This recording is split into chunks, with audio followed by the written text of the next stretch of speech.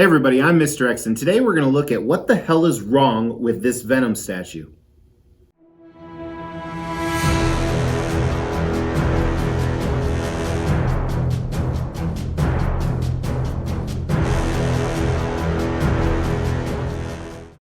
So today on the Extreme channel, we are looking at this Anti-Venom statue by Prime 1 Studios. Yes, this is Anti-Venom. This is Eddie Brock, the Eddie Brock that fought Spider-Man, that became Venom.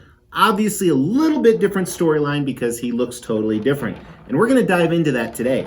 It's an older piece. I've actually owned him for a number of years, and I wouldn't call myself a Venom expert, but I'm a huge fan of Venom. I have over 20 high-end Venom statues like this, so of course when this came out, I had to jump on board. While I actually haven't read the comics of this storyline, I do know a decent amount about it. So we're going to talk about all that today in the Extreme Review. We're going to look at this piece from top to bottom, even though he's been out for a while. Now this is the collector's edition. We'll go a little bit more into that detail later. But today, we're just going to jump right into it. No jokes, let's get it done. Hey, that's what she said. So as I said, this is Eddie Brock. So this is Eddie Brock when he actually lost the symbiote suit, or so he thought. He was de-venomized, so to say, but there were still traces of him left.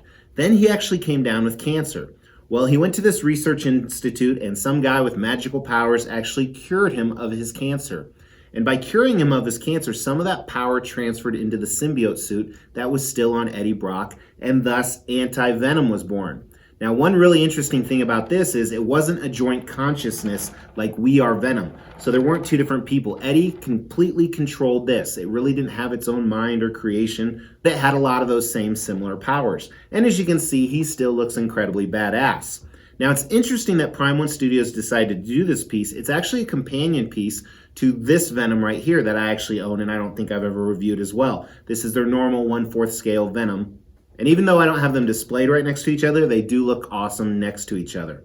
You can see a little bit behind me some of the Venom statues. If you want to see where he's displayed, I post exclusive photos on my Instagram and Facebook page. You can actually look at that in the link of the description below. But let's kick it off with concept of this piece.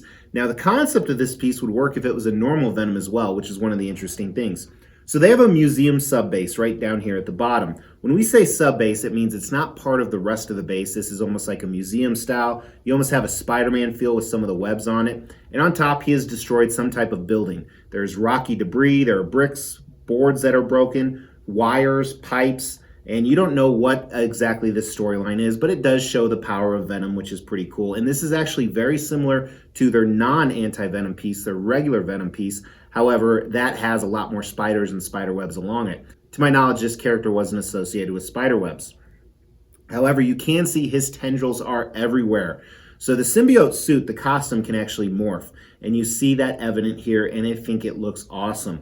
And the design of this is pretty ingenious. We'll talk about that when we get to the design part. But you have tendrils coming out everywhere. You have his right arm transformed into a giant claw or hook. He still has that traditional Venom symbol, but as you can see, all the colors are opposite as they normally are. They're kind of yin-yang. The suit is white, the symbol is black. And we have a few different portraits we can look at. They all look fantastic. They all show the fierceness of him. So even though Eddie's still in control, it's still that nasty, that scary, that very powerful Venom. And I think the pose of this also contributes to that as well. It just takes up a lot of room, and this is a 1/4 scale piece. We'll look at size and design. But overall, pretty damn cool piece. You have a lot of different things going on here. I'm very impressed with it. I think the pose itself lends a lot to the concept and the tendrils. I think the concept's a 4 out of 5 on this piece. Really impressed, really like it. Now in the design category, we're not going to look at the unboxing and assembly because that was years ago and I obviously didn't film it, but we will look at the dimensions, which are a little bit hard to ascertain because the tendrils go out. But I think the widest point is right around 19 inches. For exact dimensions, go to Prime 1 Studios website or even Sideshow's website because they distributed this. It's about 16.5 on the deepest point. And the tallest point is probably this tendril in the back is about 25 inches. So it does take up a lot of room. Now I can tell you about the design. All these tendrils actually fit in via key or magnet. See right here? And it's pretty ingenious. They use this flexible material. So this isn't polystone like the statue is or the base is. Some type of plastic or resin, but it doesn't feel cheap or look cheap. So I think they did a great job with that. Now on the bottom, they have a bunch of stuff sticking out as well. Now I do remember when I reassembled this, when I moved to this office, I had a tough time. There weren't any assembly videos out, and I still don't figure out where this bar right here goes. So if anyone knows that, let me know in the comments below. I just have it sitting on the back. Now he does have some switch out options. As I said, there was a collector's version, which is what this is. They made 1,250, and then they made 750 of the exclusive. So all the versions come with these two portraits. First, the one with the tongue out, very snarling. I think this one is pretty badass. Or this one, the tongue is a little bit more in, still very cool. But then the exclusive has this one right here. Now the exclusive goes for a lot more money on the aftermarket. I don't even like that portrait, so I'm happy that I have this piece. Now there is a little bit of a seam line with those. Check it out. Definitely not too bad, but it is there. So assembly a little bit complicated with all the tendrils without actually good directions. But I think they went pretty ambitious, especially with these tendrils, so I give them a lot of props for that. And they transition really well. While there are a few little areas they look like seam lines, it's not that bad. Here's a picture of some of the stuff I'm talking about right here. So I think they also get a 4 out of 5 on design for the piece. I think it's ambitious. I think they pulled it off. A few things I would have liked to see better. For paint and sculpt, we'll look at a video, get some close-ups of the details, and I think Anti-Venom himself is much better than the base, but the base isn't bad. All right, so let's look at the portraits first. This guy right here, again, I like this as well. I like it, I think, because it's different. He doesn't have the tongue hanging out everywhere, and it really shows that fierceness, and he's got that little goatee going on that's part of the character.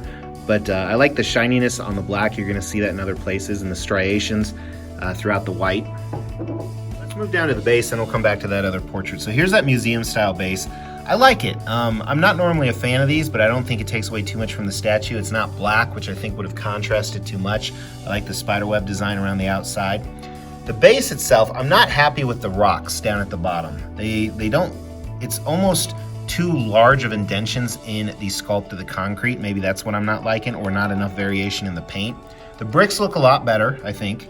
Still a little bit of a fake feel to them, and I think that's also contributed to some of the sculpt.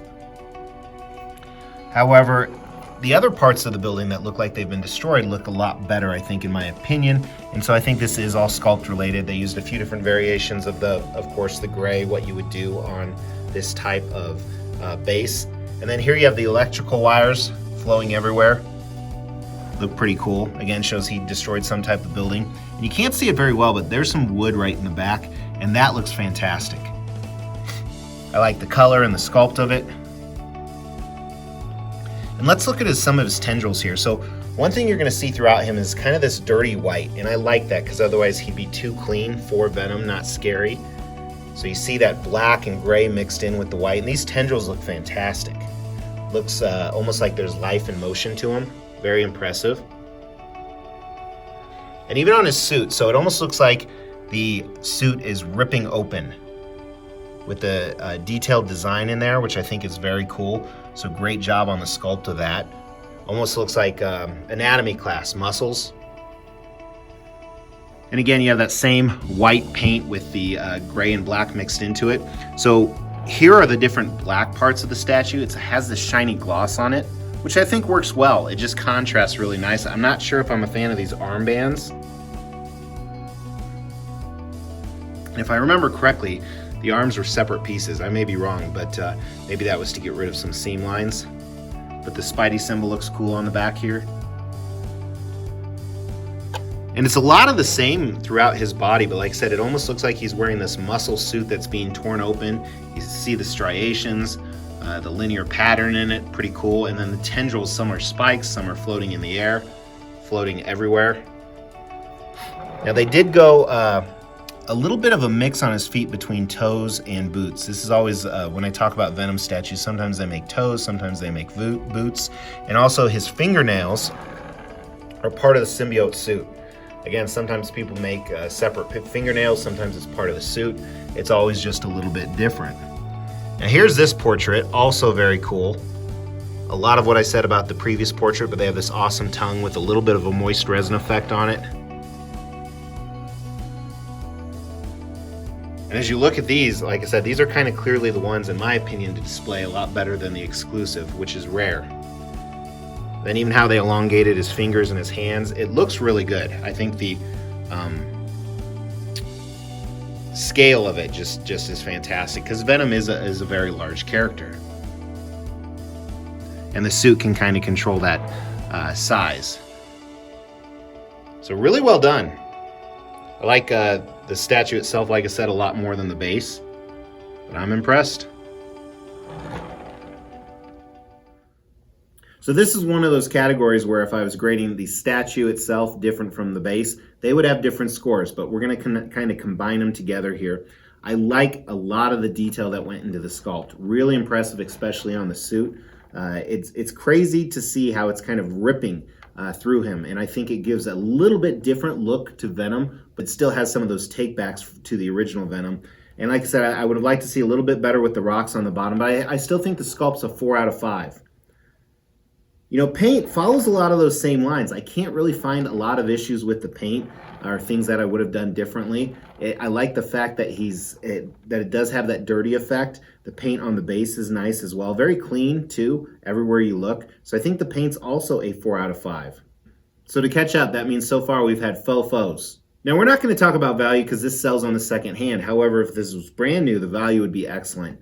So this was only $860. They made 2,000 of them. That was the retail price, $860 for a giant 1/4 scale piece. That's done very well by Prime One Studios. You know, nowadays they're charging a minimum of $1,100 for something like that. Supply and demand, of course, because people are paying that new price.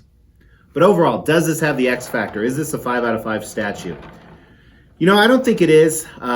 If this was Venom, so if they took everything and kept it the same and this was Venom, it very well may be. It's really hard with a character that's not as well known and people don't have the attachments to, because your attachment to the character also plays a role in the statue. But I definitely think let's give it its 5th number or 4 grade. This is a 4 out of 5 statue. Very impressed. It's not a grail, but I think it's a statue people would really want because it's just done really impressively. I don't see him up for sale too often either, which is probably another sign. Of course, I'm not looking for him either. But would you buy this if you're a Venom fan? Throw that in the comments down below today. Also, if you haven't, make sure you've liked this video and you've subscribed to the channel by hitting that Mr. X logo. We drop content all the time. I'll talk to you guys later. Take care.